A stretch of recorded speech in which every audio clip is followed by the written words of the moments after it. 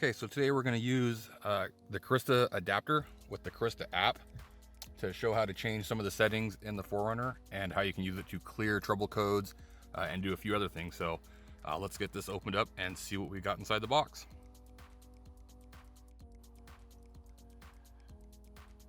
Okay, not a whole lot to the adapter, just the adapter and some fancy packaging. So we're going to take the adapter, plug it in underneath into the OBD2 port, and let me show you where that goes here in just a second. Let me get it plugged in. Okay, there it is, underneath the dash, pretty easy to find. Now let's connect it to our device and change some settings. Okay, so adapter plugged into the port, just leave it there. Turn the ignition to run or on. You don't have to start it, you just have to let the ignition be on so it can communicate. We're gonna go back, app is installed, so we're gonna open Carista. First time you do it, it's gonna ask you some questions, just work through those menus, it's just connections. We're gonna go to customize. Takes it a minute to kind of connect, read the information, do its thing, so let it do it.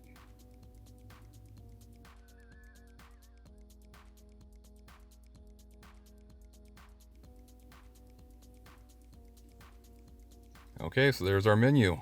As you can see, there are all sorts of settings that can be changed on the 4Runner. These aren't available for every vehicle, but the 4Runner's got a lot of options. So let's see if we can find something here we can change.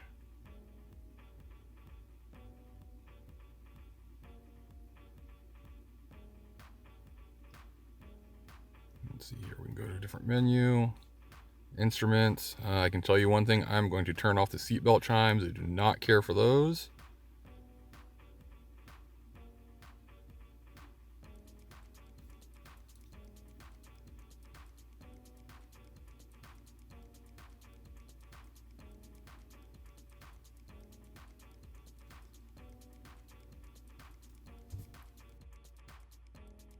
Open windows and sunroof via long press on the remote, and I'll show you how that works in a second, but we're going to turn that on.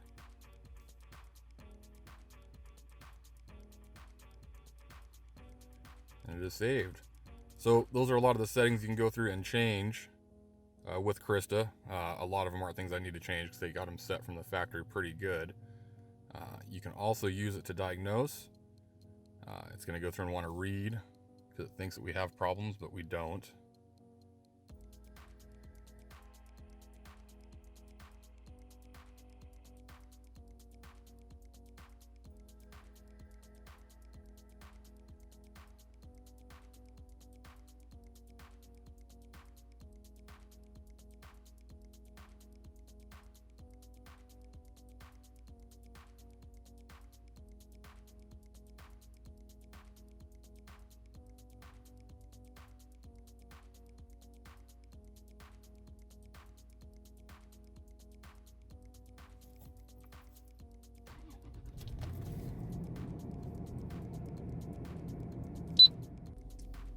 All right, let me show you guys something else you can do with the Carista adapter installed, and a program called Torque Lite, which I believe is still free on the Play Store.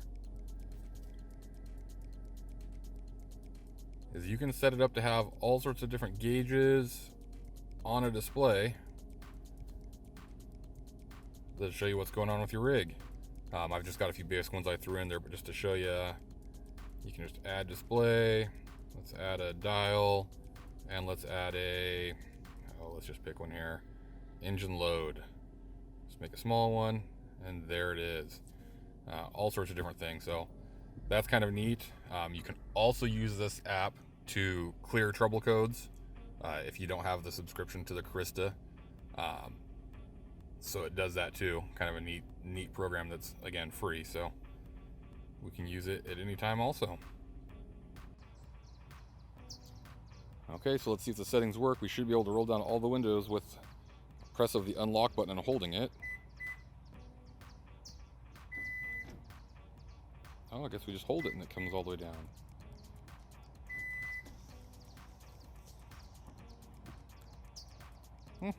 Wonder if we can roll them up.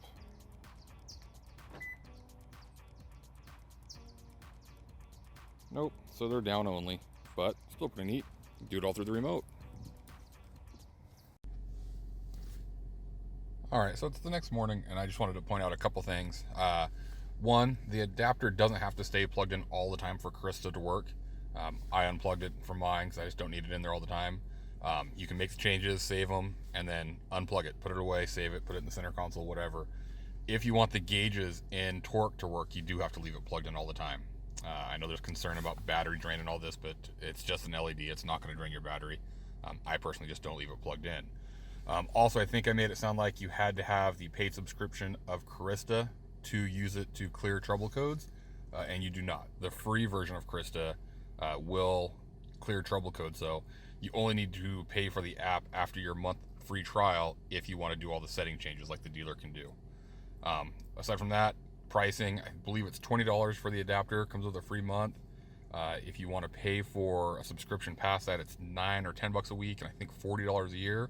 I'll try to throw up a screenshot of their current prices with this, but that's all I wanted to point out. I hope you guys found this useful and you're able to make some setting adjustments and do what you need to do.